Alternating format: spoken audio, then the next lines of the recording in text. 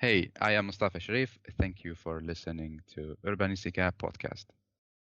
I was looking forward. This episode is one of my favorite topics because since I was a kid, I was playing video games and watching all the robotic cities, and I was wondering if this is real or is this going to happen in the future? And I grow up, I become an urban planner.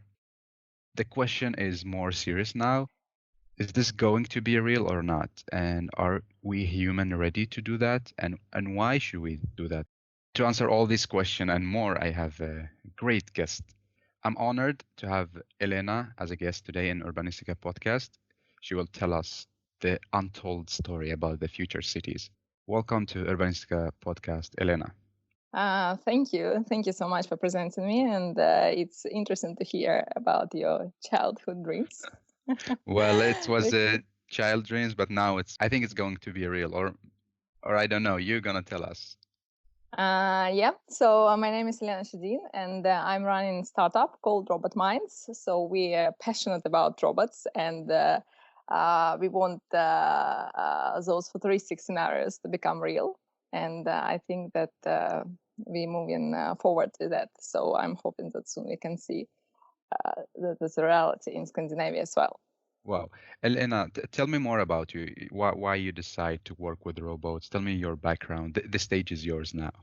Yeah, I actually, at the start of my professional career, I was working with innovations and product development, and then with sales, marketing, and strategic business development. So I'm coming from more business side. However, I always been fascinated by technology, and I think that during my entire professional career, I try to do everything to kind of apply it as much as I can. And I also experienced a lot that people, they kind of afraid sometimes. But then, as soon as you worries are over, and when you see the benefits of it, people saying "wow." And I think that wow is something which been a strong driver for me. I guess I also been watching a lot movies like cartoons like Jetson and so on. So I always hope that it's going to be realistic one day, and that's how I decided at some point that um, I decided that I'll stop my corporate career and try to do something by myself. And that something should be crazy because if I need to spend something time on Yeah. it, then it's have to be a cool thing. Yeah, and I travel a lot, and when you travel to other places, then you can see robots basically in been present quite a few years ago in US and Asia and so on. Then I always was thinking that why in Sweden and Scandinavia we do not see it. So yeah, that's how idea basically started. Yeah. So you're passionate about robots, basically. Yes, But and you technology, new and technology, I would say. technology, yeah. So, but you're not scared, the stereotype. We go, okay, robots gonna kill us. Don't don't be friend with them. Maybe I was watching more positive Hollywood movies than the negative ones. But I think that we kind of when we break down everything, then we understand that actually is here to help us and support us, give us a lot of benefits rather than destroy us. I think that Hollywood unfortunately played a big and bad role in that people have been kind of even now they're scared of technology. I can see a lot of people that kind of when they meet some of our robots, they're like, "Oi, it looks cute, but can it kill me?" or "It looks scary." Exactly. Yesterday, I made a kind of a quick survey with my friends. I called 10 friends and I asked them, so if we're gonna have robots in the city, what is your reflection? They'd be almost all of them. They'd be like, oh, are we gonna get killed or not? So yeah, unfortunately. But I think because this is of kind of the brainwashing because of the movies, and also that we don't really know what is a robot. So what is the definition of robot?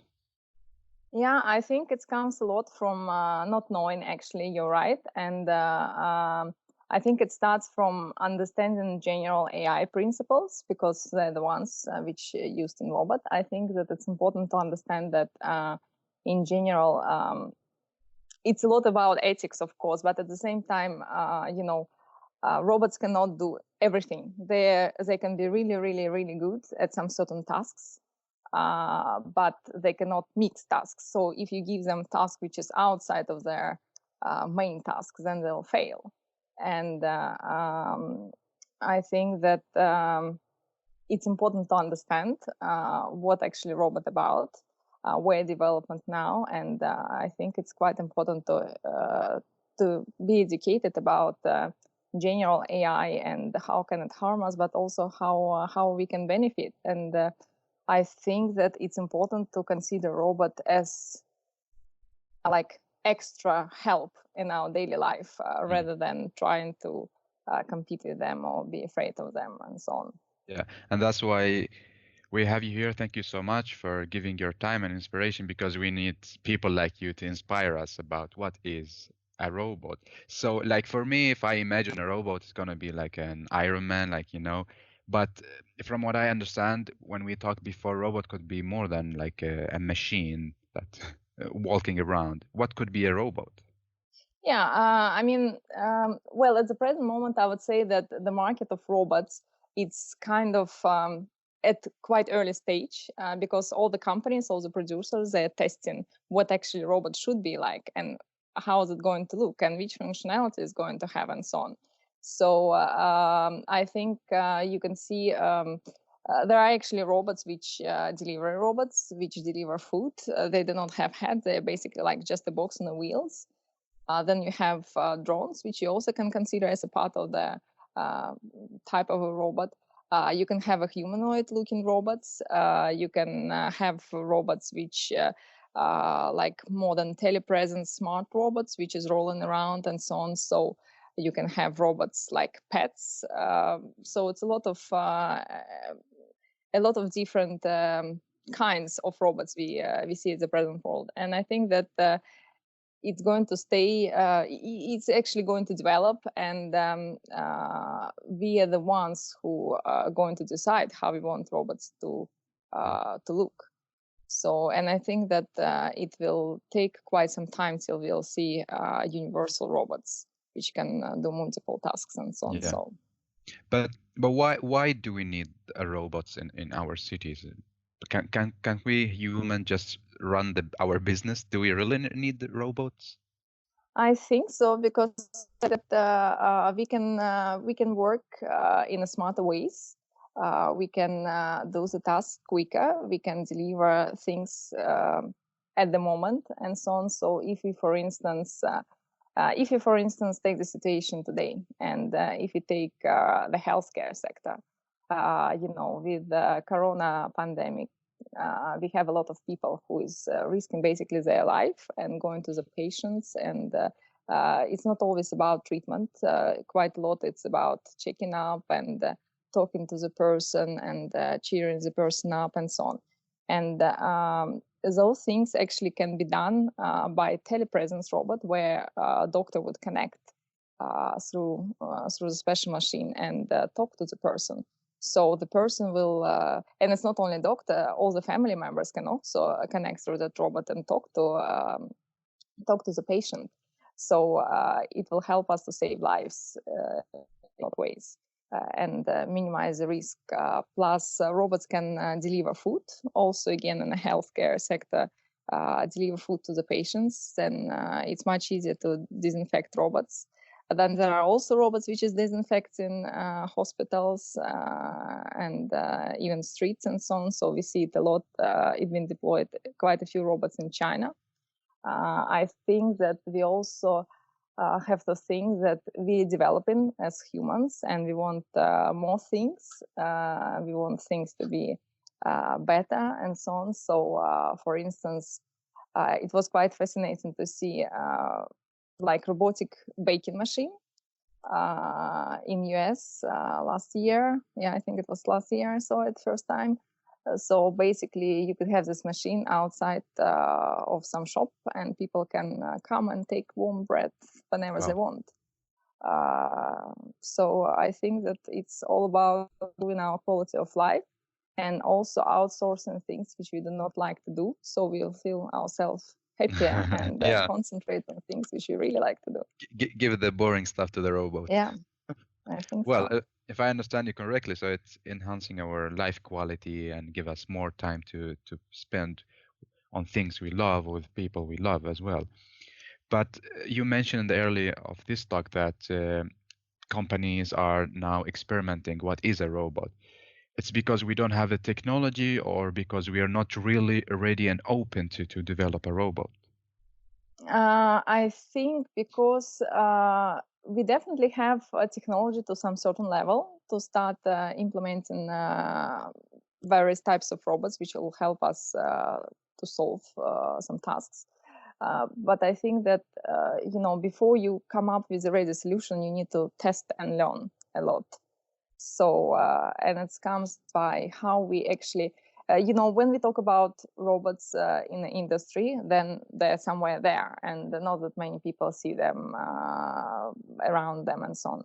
When we talk about robots, there is actually a trend called robots in the wild. Okay. That been posted by Accenture. And I think that it's quite cool definition about that robots are here around us. So we need to think how we want them to be, what type of tasks we want to outsource, how we want them to behave and react on our behaviors and so on. So I think that next few years going to be about testing and learning actually, and then we'll come to the situation where we figure out Super what is the interesting. final. Yeah, and you're in a robot mind. You're also working with creating a robot and programming, right? No, actually, we are not working with hardware.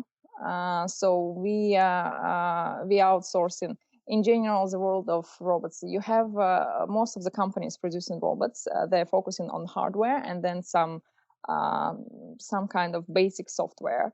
So then, when you have to make implementation and adaptation for some certain business needs, then you build software on top of it. Yeah. So if you like take, because I'm trying to understand how like the process of a robot from the born until the function, how does it work? If you explain to us. Yeah, basically, it's actually at the present moment, it's more like there are inventors who believe in some certain ideas and who have idea about type of robot they want to make. So then they make that robot and then they go to their potential target group and saying, here's a robot. It can do a lot of things. How do you think it can help you? And it's actually how market been developing for last like 5 years. And we decided to change the concept and say that, well, that's good that you have some idea about developing robots, but let's look from the business side as well. Let's put those two things together. And instead of you going to the business and saying, what do you think our robot can do? How it can help you? Let's think about business needs each company has or processes. How can we make processes smarter? Because robot is not about just having a cool gadget which do some things. It's about optimizing processes and make them quicker or cheaper or smarter. Yeah. So it's very, very interesting. So this is your model that you, instead of you produce a robot, programming it and go to a business and hope for the best that they gonna like it. But in the startups you have that it's the other side, that you start from the businesses and trying to figure out what is the value by having a robot. Yeah, basically kind of like that. And we actually work a little bit in two ways. So we are talking to the businesses, and especially now we are getting quite a few requests from all sorts of companies, which I haven't even thought that they'll consider some solutions. But it's everyone under pressure now. So they're saying we have that issue. Can we solve it by robot? And then we break it down and look at the process, and then we say, yeah, we have some certain suppliers or producers. Let's see what we can do together. Or it can be that way that we're working with producers, and for instance, they used to do things some certain way, but then since we're always in touch with the market, we are saying to them that well, guys, maybe we should try it a little bit different way. That would help us to deploy robots quicker, and for businesses also to see benefits in much quicker way. We also believe that it's important to make robots user-friendly because that will speed development and implementation of robots. I think we see that even though that like basically some robots quite easy to use and understand, then people still scare like, but what if if something happened, how can I fix it and how can I control it? So our goal is actually to develop solutions together with producers, which would be quite simple for basically any user. You don't need to have a knowledge about technique and or programming knowledge to be able to operate the robot. Elena, can you give us an example of a user-friendly robots that you worked with, or like that maybe we have at home but we don't know? Yeah, I mean, if you talk about like put down on a really really simple scale, if you take a robotic vacuum cleaner, that's vacuum cleaner which drives around your home once, and then it's remembering how the location of each room, and then you get the map on your app and see. You don't need to think about anything, just kind of bring it home, make a quick installation, and then the vacuum cleaner does the job. And if you want him to clean 2 times some certain room or more often or skip something, then you can control everything via mobile phone. So that's on quite simple scale. Then if you go to like real robots, then I would actually say we have one humanoid robot, which is quite advanced. So basically, when you talk to the robot, you have a feeling like you're talking to the person, because it can answer your questions. It have a very smart, intelligent speech kit. And I think that when you work with that robot, you understand that there are some maneuvers maybe you have to make if you want to adjust it to some specific business needs.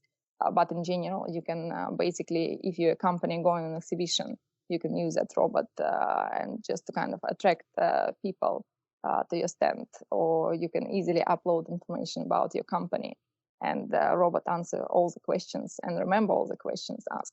So it's not that much manipulation you have to do with the robot. But then if you talk about more complicated solutions, then you have to spend some time on development of software. Yeah, and what is the artificial intelligence and the machine learning, if you like simplify it? Yeah, it's basically yeah, I know maybe it's hard to simplify it. Yeah, need to find the level of simplifying it. Yes. But basically, it's if you, for instance, look at the way robot talks and answer our questions, that I think is a simple solution. It's not like robot understand what we are saying, but it's have a kind of some kind of schedule. Yeah, some kind of schedule table that. Okay, if the robot hears that answer, then it have few options to answer. If it's another answer, then it's another options to answer. So if robot do not know how to answer, then it's also some certain behaviors built in. So it's basically like a database, if we can say in that way, where we make, and then as much data we put, as smarter machine become. Yeah, because they're Now I think I got it. I understood the how they function, the robots. And it's really simple explanation. Yes. Maybe people working with robots gonna say, "Oh, what is this?" Yeah, perhaps. Yes. I'm thinking, do all the businesses need a robot, or do they have potential to have a robot? What do you think? You're working a lot with different businesses and trying to figure out the potential of having a robot. But what do you see? Yeah, I actually think that most of the businesses we've been thinking or working or getting in touch with, most of the businesses can benefit definitely from having a robot. And I think what is also important to understand that technology is here to stay, and it's going to develop. So we're going to move forward with that. I think that for business owners, for CEOs and top management, it's quite important to understand um, where technology now, how it can affect their niche, how companies, how their competitors all over the world using robotic technology, and what they can learn from it. I think that should be important for anyone on top level positions to kind of like have it as a ground. And then we can also think about how deep we go with implementing technology. So there are of course some companies who have ability to test on a big scale. And then when we talk about testing, then it's quite important that you test by solving actual problems. Maybe you start, if you take, for instance, the hotel chain.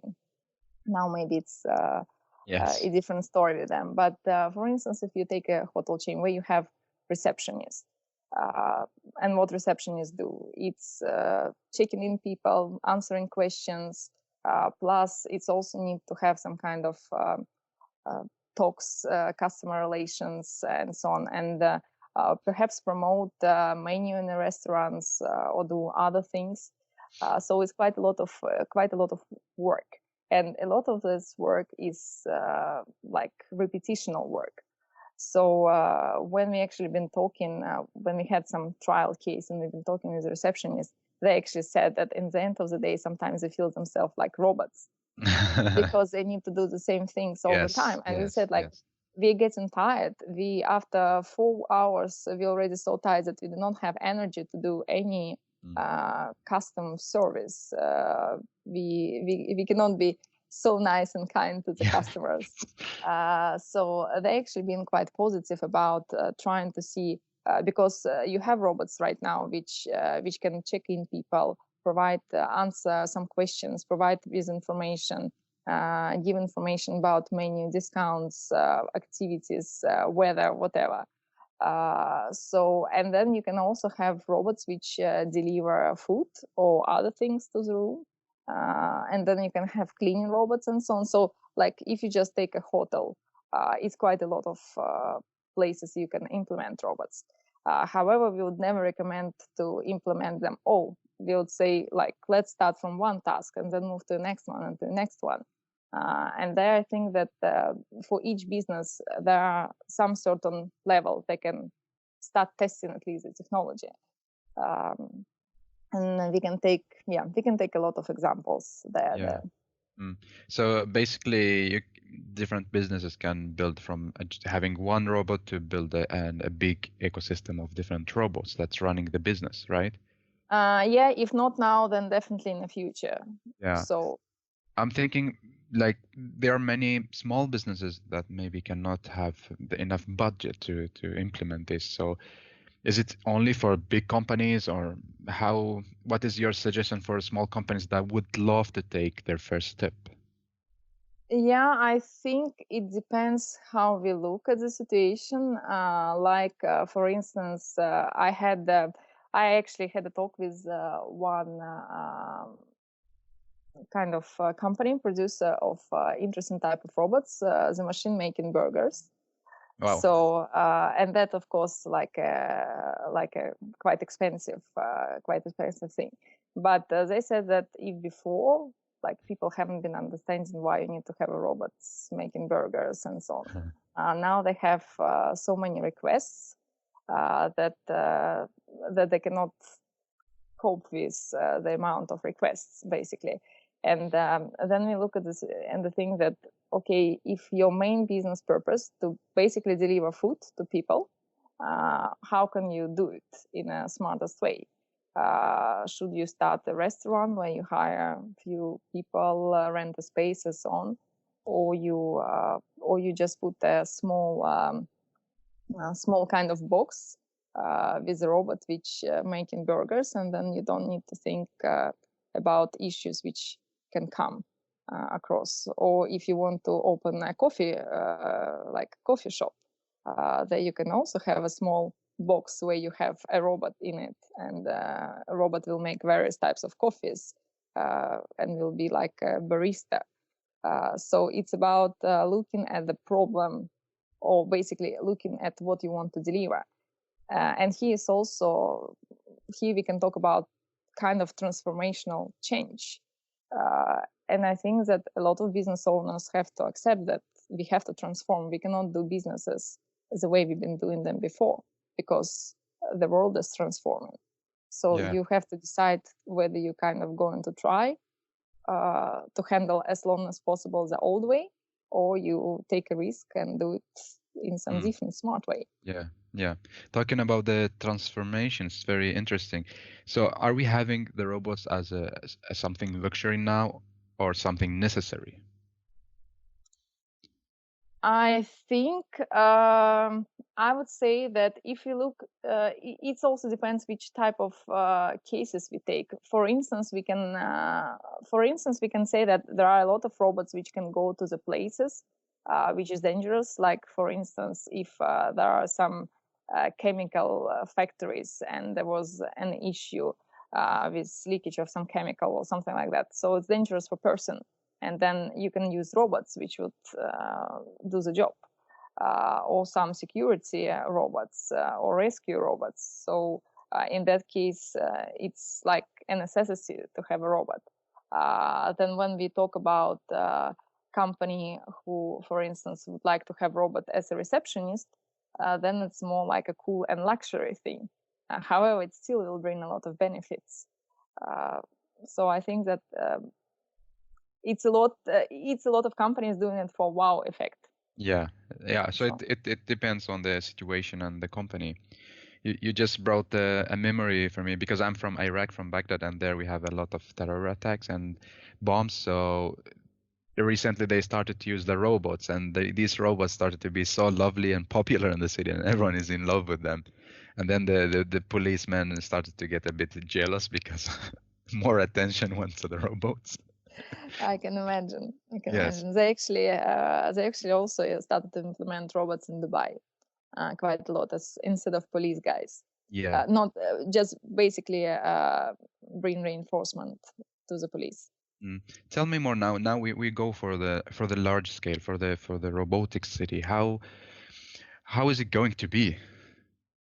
I think the good example could be the city of the future, which Saudi Arabia planning to build.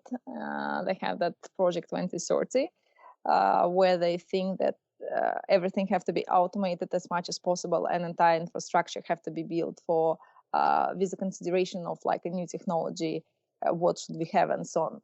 So I think that it's going to be quite cool to see how they would implement the large-scale projects. When we talk about cities which is already existing, then I think that we'll start with. I'm quite sure that we'll have a lot of delivery robots, which we'll see on the streets, and I hope that our governments will be a bit open-minded about deploying that technology and would take away all the bureaucratic barriers which stopping the implementation of technology, at least for testing purposes.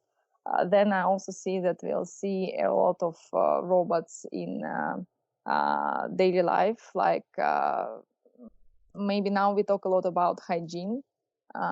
Here again, like if we go somewhere and want to order smoothie, then perhaps we'll have a robot who will do smoothies instead of having humans doing smoothies. We will definitely see more drones in cities. Then we'll also see in places like robots giving information to people, security robots. And if we talk about information, then we also have to remember that if you have robots, you can, right now the technology for bilingual robots is not so developed, but there are still ways to go around it.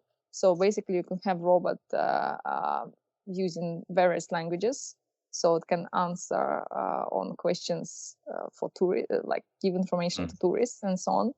And I think it's will be more efficient. Or if we take any immigration officers or even Swedish Skatteverket and so on, so it's can be quite beneficial to have robots speaking different languages and helping people to understand information, also fill in some forms and so on. Security robots, I'm sure, are going to be present in the cities as well. Just like those are just like small examples. Yeah. So basically, what you're telling now is like the video games in the movies, that things going to fly around and things are going to move around us. I think that slowly we will get to the phase where it would be normal for us to see rolling robot delivering our food, or drone flying with some certain package to areas where we cannot easily send the car or something. But are we ready for this change? I mean, to be friends with and accepting robots in our society. What do you think? Well, of course, definitely not everyone ready to accept it, and that's what we also see. And actually, one of the goals for us is to push robots out there on the streets, to make people be kind of more aware of the technology and accept it. And actually, if you look at younger generation, or especially kids, they do not have any problem with robots. They would never be afraid of robots. So because we've been making a lot of tests in schools and kindergartens, especially kindergartens or younger classes schools, they accepting like it's normal. So I think that of course there will be some generations which will take it more difficult, but it's the same all the way with all the technology which we had. There will be some generations which will kind of like wouldn't need that much time to accept it. But then also the situation which we're experiencing now, I think that that situation will force us to do something, and will force us to bring technology in to be able to solve some issues. But is our policy making it very slow that we implement robots in businesses? We definitely have a lot of restrictions. We're talking about Sweden now, right? Yeah, I would say that in Sweden that we have a lot of restrictions, that we have to kind of follow different regulations and check. And the thing that when you're working with innovative technology, you have to think about ecosystem around it in general. So if you work with robots, we have to think about insurance. And it's almost impossible to find companies who will kind of agree to insure robots, because it's they do not know how to handle it. And when you're talking to them and they're like, we do not know. Like we do not know. And then I'm saying, but you have to start thinking about it, because if you wouldn't do it, then someone else would do it. And it's not futuristic things that they're already here. So then also again, if in other countries we see that basically some financial institutes, they provide leasing solutions for companies, to support companies to try this technology. Here again, it took us really a long time to find a financial partner who can offer our customers leasing solutions. So and then general regulations. We had the talks about if you use robot for some certain purposes, how the union will look at it. Like I think that it's important to be open-minded, both on administrative level, but also as a company. So, but is it going slow? I would say in general? I would say in Scandinavia is going much slower than in other countries, and yeah, I think that we are more conservative and holding to traditions here than in US, for instance, or Asia or Arabic countries. Yeah, is it because of the mindset of the government or because of the businesses that have so much money to invest? Perhaps it's both, because I think, like the feeling which I also get, that still a lot of people thinking that it's futuristic, that it's not real, that it will take some time till because we have a lot of, even when we are showing on some events and exhibitions, when we are showing robots, they're like, yeah, but they're quite cool. When we would be able to see them in real life. So I think that in general, the understanding of the fact that technology already here is missing. So that's why it's not so much attention to it. Me as an urban planner, I'm thinking that sooner or later we're gonna have this city, the robotic city, which makes our life better and give it more quality, hopefully. But I'm thinking about the beauty of the city. What do you think? Is it going to be like really dark as how we are seeing it in the movies, or no, it's gonna be sunny, bright, and beautiful? Yeah, as I said that I was watching a lot of nice movies with nice endings. You need to give me the list of the movies you watched. Yeah, so in my world, no, well, in general, I think that our whole purpose with robots is to show the technology here to help us and make our lives easier and happy and so on. I think that we would, when we allow ourselves to test and take risks and not be afraid, then we see the benefits. And then, of course, we have to do it on scale, because we have to start with the small steps. We wouldn't be able to accept, like if somewhere in the middle of Stockholm we'll have some kind of gigantic area filled with all sorts of robots. So we have to really take it step by step. Slowly. Yeah. Yeah, so I think that in general, I see the very very bright picture about having robots, and I think that you can see how when you try to experience it, when you talk to the companies, to the customers, and when you see cases which prove that robots is a good thing, then you understand that potential, actually the benefits of it's huge. So maybe the listeners getting an idea that I'm against robots now. But no, for me, I'm really like I'm looking forward a smart city. I will be part of making this smart city, of course, together with different actors like you, Elena. So if you imagine a smart city, is it a city full of robots, or what is? How do you see a smart city? What is a smart city for you? Yeah, in general, here again, I think that robots is about making processes smarter and our life easier. So I think that we have to look at what we want to achieve and then see whether it's a robot or some other technology we have to apply. But I for sure say that robots should be part of the smart city, because it's a lot of functionality. We can, if we, for instance, look at Singapore, so they have a lot of technology already in place. But they're still heavily investing into robots and drones, self-driving vehicles, and so on, because they see it as an extension of